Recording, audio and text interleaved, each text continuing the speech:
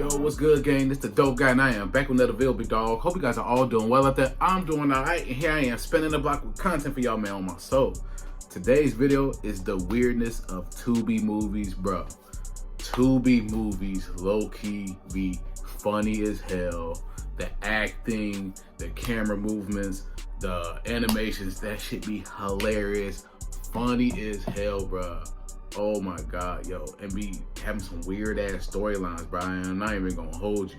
Tubi movies be having me dying laughing, bro. There's some good ones, but there's a lot of awful ones, bro. I know this video's gonna be funny as hell, so I cannot wait to hop into it. But before we do that, subscribe to the dope guy, that way to get notifications every time I upload, and find right here on Snapchat and Instagram right across the bottom screen.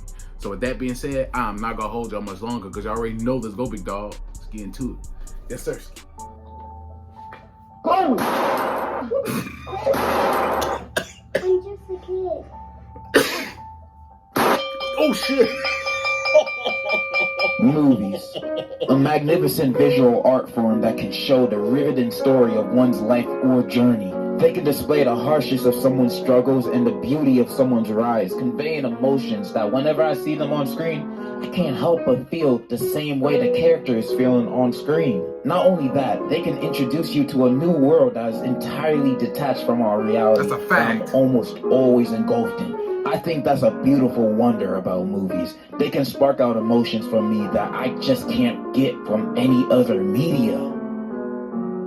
But what kind of deep emotions does movies like this spark for me? What the hell is this? Of course, just like with everything else in existence, there's a not so good counterpart to movies. And these counterparts could be found way easier nowadays, since most blockbusters nowadays aren't really that good anymore. Like, y'all making so many superhero movies nowadays. When are you guys gonna make the Black Bomber superhero movie? I need that. I'll see that in theaters 3 times in a row. Y'all show my boy no respect. And yet y'all gonna produce the 18th billionth Fast and Furious movie. Ain't nobody... He said 18 billion Fast and the Furious.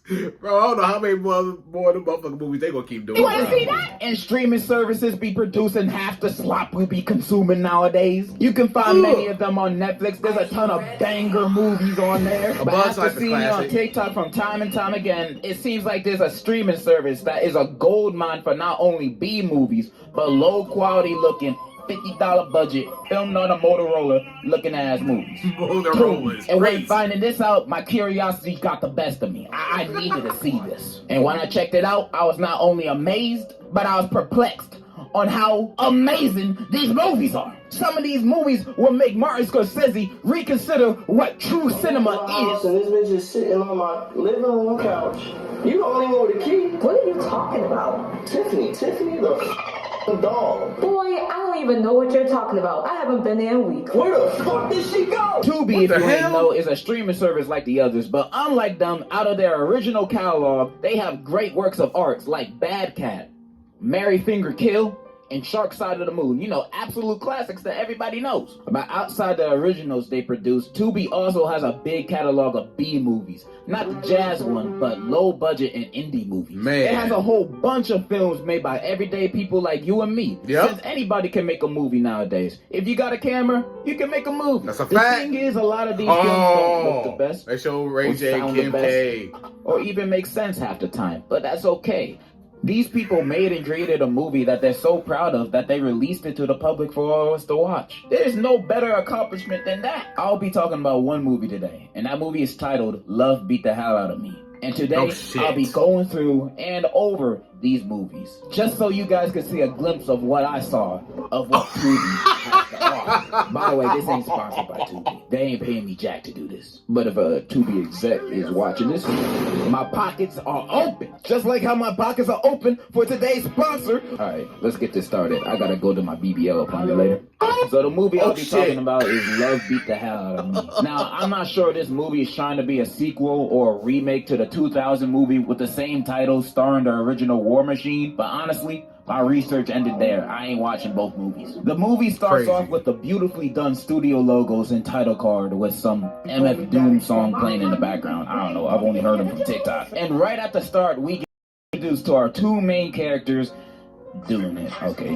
Why start off a movie with a sex scene? Why? You instantly make it awkward when I'm with my family. Anyways, our two characters, Renee and Antonio, are happily married. They got a kid and they're doing fine, I guess. Then we cut to Antonio's job at his office and he already acting like a demon. Oh my gosh. His boss then enters and introduces him to the new hire, Rhonda. And you can already see mad romantical tension between them. You can cut it with a sword or tortilla. It was that obvious. Next scene, we are at a school with Renee dropping off her son to and in his classroom. There she meets her son's new teacher, and the dude is buff like a Samoan. By the end of their combo, you can see even more romantical tension in the air. We've seen so much lustful tension with these two, and it was never with each other. Hey, She then yo! leaves because she ain't trying to act up, you know. Next, we're at a Hey, yo! You have to smack the shit out of him for doing that shit, studio, bro. hearing one of the Fuck that. best songs ever recorded. Sitting in my crib, trying to get blown. Niggas need to understand my shit just flows. Like the breeze off the fucking lake. I got this dope shit uncut, make your ass lose. So this dude is Renee's brother, and apparently this is Antonio's studio. And they're all a part of this music group. I forgot what it's called. And Antonio invited some fine singers to help him record a song. Renee's brother and Antonio start hollering at these girls, and all of a sudden, this dude becomes a comedian. No, he didn't call himself T-Slick. For real? This candy man looking goofy. Yeah, send my name. You guys motherfucking watch for that. Yeah, how dare you sabotage me in front of no. these ladies when your sister is literally my wife. But they kiss and make up at the end, so it's all cool. Then we teleport to this long salon scene where Renee works out and all the girls there are roasting each other, talking about their kids and that new teacher Renee met today. Her salon buddies egg her, trying to get the deets out of her, but she shows off her wedding ring, announcing her loyalty to Antonio. How sweet. Wow. I'm not gonna lie. First third of this movie is kind of slow. There's a lot of small talk, like Antonio telling Ray about the new hire and one of Ray's grown-ass friends trying to flirt with a kid in the chicken shop. Hey, go home with me, boo. Oh Yeah, gosh, so we're back in no. Antonio's office, and Rhonda called him for some assistance. Antonio heads over to her office, and then his boss is looking for him because he just got nominated for an award for best attorney in the district. The boss and secretary go to Rhonda's office to tell Antonio the good news, only to walk in on him giving Rhonda back shots. Are you freaking kidding me? They fired on the spot, and Rhonda's laughing like she... Oh, you freaky kid.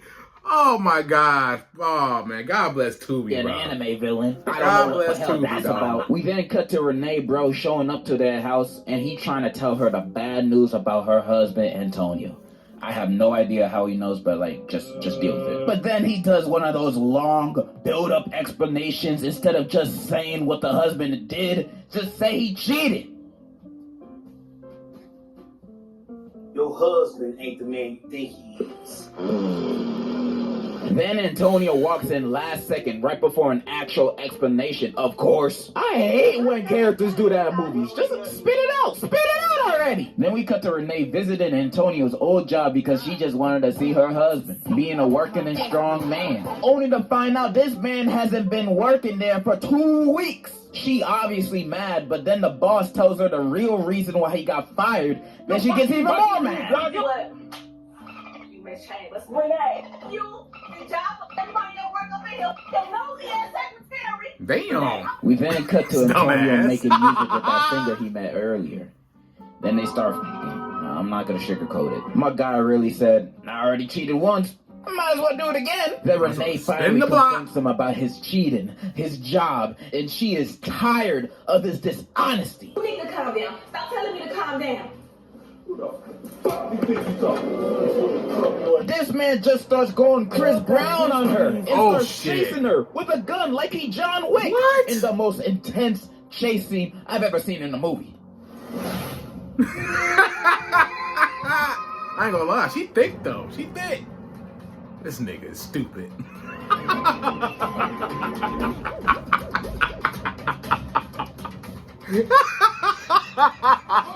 She falls and he brings her back home and threatens her, saying, "You better not leave me, I'm gonna go crazy. And he's also a crackhead now, I guess. What the Next hell? scene, her brother show up and sees her face. Super worried, he asks, who did this? And she's like, Antonio, but we're not together no more, so there's nothing to worry about. But he wasn't having it, and he was gonna deal with it on his own. Bro waits for Antonio to pull up out of his car to drive by his ass. Hey, Antonio, you been beating on my sister? That's my fucking fucking. That's your business. This is my business. Damn. And in Antonio's dying breath, he licks his lips and then dies again. Can't be seen having chapped lips around a hoe. Then we cut to his funeral, which is mad empty. Not even his son showed up. Nobody liked this nigga, I guess. Damn. Renee crying like he ain't just beat her ass 5 minutes ago. What did I do? Renee then goes to see Antonio's mother. When after seeing Renee's scars, she said she always feared this would happen to her. Turns out Tony's father was also a cheater and a beater. And Antonio got his bad habits from his daddy. She begs for Renee to leave Antonio, but Renee says she can't leave him because he threatened her. But he was just at his funeral. Right, he's dead dead. now. What are you gonna do? Slap you from the grave? Like, that's just ridiculous. Tony's mom then recommends her to at least leave the house while he's still there. And then she proceeds to think about her son's teacher that she spoke to for like 30 seconds. I didn't know you guys had that kind of relationship, Hey, alright? yo. Anyways, we go to the next scene at night to the singer girl appearing to be catcalled by some random homeless dude. Only for him to be Antonio. I thought this man was dead. What the hell he doing back? First time I saw this scene, I thought it was a flashback or something. But nah, he's alive. He's alive. So what was that funeral about? Some Mr. Robot dream sequence or some shit? What the hell? Did he get shot like 6-7 times, bro? Yo, Tubi is How is he tweaking. not dead? I mean, from what I found out later on in the movie, he ain't from Wizards of Waverly Place. So how he came back to life? And the movie never explains this. He's just alive again and homeless now. My personal theory is that he has the same powers of Kenny from South Park, but that's just me. Anyways, he confronts the girl about her not answering his calls, but she ain't having it with his drug problems because he's a junkie now, I guess. He gets mad and is about to smack her, but then she pulls out the blicky on him. Nico. She got the. He slowly backs away from her and then notices someone he knows in the alleyway. I know you. What do you want, man? It's his dealer, and he begging for more compound V, but he got no money. So he offers to do whatever she wants. They walk away together, and we transition to a montage of Renee becoming a stronger woman who don't need no man. We then cut to her packing her bags to move out, and while packing, Renee's friend frantically comes in the room. Renee, the phone call. We need to go get Antonio now. Get him for what?